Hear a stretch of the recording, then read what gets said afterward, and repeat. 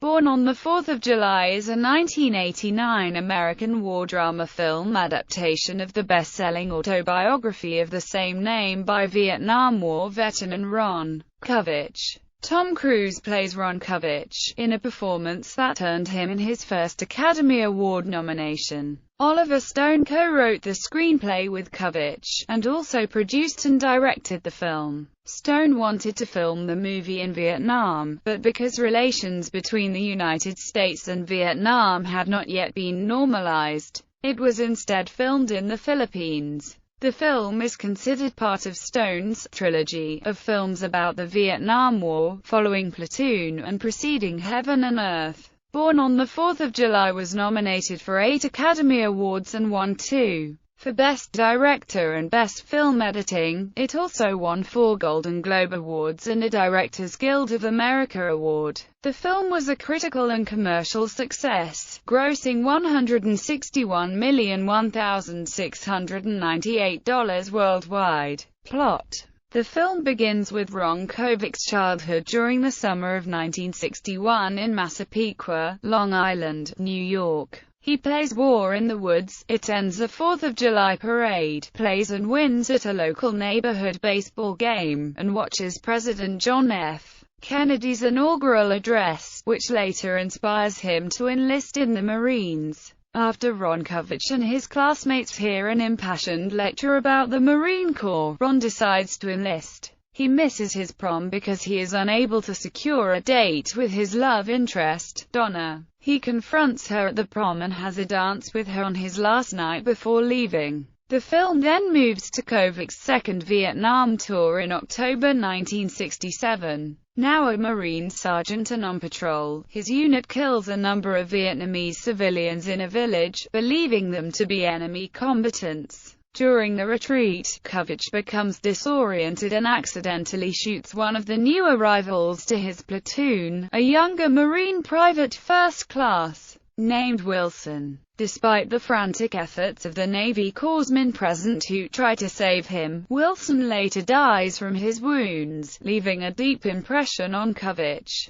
Overwhelmed by guilt, Covich appeals to his executive officer, who merely tells him to forget the incident. The meeting has a negative effect on Ron, who is crushed at being brushed off by his XO. The platoon goes out on another hazardous patrol in January 1968. During a firefight, Covich is critically wounded and trapped in a field facing sure death, until her fellow Marine rescues him. Paralyzed from the mid-chest down, he spends several months recovering at the Bronx Veterans Administration Hospital. The hospital living conditions are deplorable. Rats crawl freely on the floors. The staff is generally apathetic to their patients' needs. Doctors visit the patients infrequently. Drug use is rampant, and equipment is too old and ill-maintained to be useful. He desperately tries to walk again with the use of crutches and braces, despite repeated warnings from his doctors. However, he soon suffers a bad fall that causes a compound fracture of his femur. The injury nearly robs him of his leg, and he vehemently argues with the doctors who briefly consider resorting to amputation. In 1969, Ron returns home, permanently in a wheelchair, with his leg intact. From the start, he notices how all his family and friends treat him differently now that he is paralyzed. He begins to alienate them, complaining about students staging anti-war rallies across the country and burning the American flag. Though he tries to maintain his dignity as a Marine, Ron gradually becomes disillusioned, feeling the effects of his paralysis on his life, and realizes that all the things he was taught from birth, like honor, patriotism, and courage, were illusions that he would give up any day to be able to walk again. In Ron's absence, his younger brother Tommy, played by Josh Evans, has already become staunchly anti-war, remarking to Ron what the war had done to him, leading to a rift between them. His religious mother also seems unable to deal with Ron's new attitude as a resentful, paralyzed veteran. His problems are as much psychological as they are physical, and he becomes alcoholic and belligerent. During an Independence Day parade, he shows signs of post-traumatic stress when firecrackers explode. When he is asked to give a speech, a baby in the crowd starts crying. Ron is reminded of a crying baby left alive in the Vietnamese village, and is unable to finish the speech. After being wheeled off stage, he reunites with his old high school friend, Timmy Burns, who is also a wounded veteran, and the two spend Ron's birthday sharing war stories. Later, Ron goes to visit Donna at her college in Syracuse, New York. The two reminisce, and she asks him to attend a vigil for the victims of the Kent State shootings. However, he cannot do so, because his chair prevents him from getting far on campus because of curbs and stairways. He and Donna are separated after she and her fellow students are captured and taken away by the police at her college for demonstrating a protest against the Vietnam War. After returning home drunk one night after having a barroom confrontation with a World War II veteran who expresses no sympathy to Ron, Ron's disillusionment grows severe enough that he has an intense fight with his mother, yelling at her that there was no God and that they murdered civilians in Vietnam in disregard of Christian morals. Ron travels to a small town in Mexico that seems to be a haven for paralyzed Vietnam veterans. He has his first sexual experience with a prostitute whom he believes he loves. Ron wants to ask her to marry him, but when he sees her with another customer, the realization of real love versus a mere physical sexual experience sets in, and he decides against it, hooking up with another wheelchair-bound veteran, Charlie, who is furious over a prostitute mocking his lack of sexual function due to his paralysis. The two travel to what they believe will be a friendlier village. After annoying their taxi cab driver, they end up stranded on the side of the road. They quarrel and fight about what each of them had really done in Vietnam, knocking each other out of their wheelchairs. Eventually, they are picked up by a man with a truck and driven back to the Village of the Sun. On his way back to Long Island, Ron makes a side trek to Georgia to visit the parents and family of Wilson, the Marine he accidentally killed during his tour. He tells them the real story about how their son died and confesses his guilt to them. Wilson's widow, now the mother of the deceased Marine's toddler son, admits that she cannot find it in her heart to forgive him for killing her husband, but adds that maybe God can. Wilson's parents, however, are more forgiving and even sympathetic to his predicament and suffering,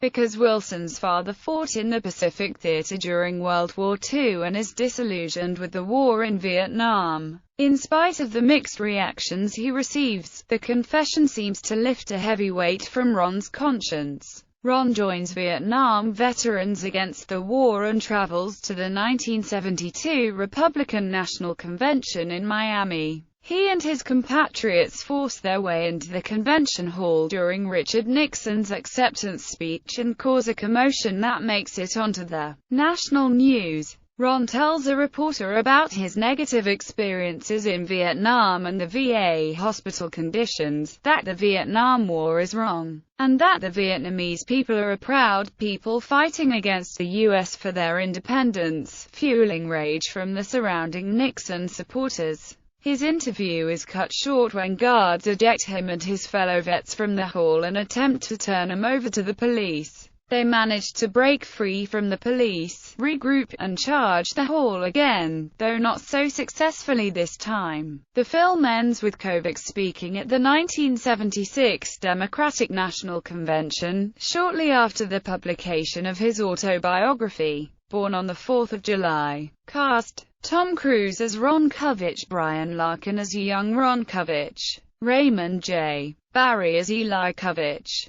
Caroline Carver as Mrs. Kovacs, Josh Evans as Tommy Kovacs, Seth Allen as young Tommy Kovacs, Frank Whaley as Timmy Burns, Jerry Levine as Steve Boyer, Kyra Sedgwick as Donna, Jessica Prunell as young Donna, Rob Camilletti as Tommy Finelli, Stephen Baldwin as Billy Vorsovich, Tom Berenger as GYSGT Hayes, Willem Dafoe as Charlie. John Getz as Marine Major, Vietnam. Michael Compataro as Wilson. Cordelia Gonzalez as Maria Elena. Holly Marie Combs as Jenny. Vivica A. Fox as Hooker in VA Hospital. Wayne Knight as Official No. 2 Democratic Convention. James Legros as Platoon, Vietnam. Ed Lauter as Legion Commander. R.D. Call as Chaplain, Vietnam. Ron Kovic as World War II veteran. Oliver Stone as television interviewer. Abby Hoffman as protest speaker. Edie Brickell as cafe singer. Production. Oliver Stone, also a Vietnam veteran. Read Ron Kovic's best-selling autobiography, born on the 4th of July, and was stunned to learn what Kovic had suffered after the war. He bought the rights to the autobiography, and wanted to make it into a film. After buying the rights, Stone had to find a distributor for the film. Stone offered the project to Universal Pictures and they accepted. Stone then had to find a producer for the film. Eventually, he along with A. Kipman Ho became the producers. Tom Cruise was cast as Ron Kovic while Stone directed. Stone met with Ron Kovic and they discussed their experiences in Vietnam. Kovic wrote the screenplay with Stone, and appears in the film in himself during the opening parade sequence as a soldier who flinches at the sound of exploding firecrackers, a reflex Cruise's. Kovic will adopt himself later in the film. Stone wanted to film the movie in Vietnam, but since the relationship between Vietnam and the United States had not been resolved, Stone decided instead to film it in the Philippines. Other scenes which do not include combat were filmed in the U.S. state, particularly Dallas, Texas. The film was cinematographer Robert Richardson's first experience shooting in the anamorphic format. Of the stars he worked with in this film, Stone worked again with both Tom Berenger and Willem Dafoe, who originally starred in Platoon. Another star, Frank Whaley, would join Stone for the 1991 films The Doors and JFK. Reception. Box office. The film was released on December 20, 1989, grossing $766,942 during its opening week, in limited release. Over the course of its second week, the film grossed $1,464,345. At its third week of release, now in wide release, it grossed $5,343,453, ranking number 1 at the box office. The film remained in the number 1 position up until its sixth week of release. The film stayed in the number 11 position of the top 10 grossing films of 1990 until its last week of release. The film grossed $70,001,698 domestically and $161,001,698 worldwide, significantly surpassing its $14 million budget.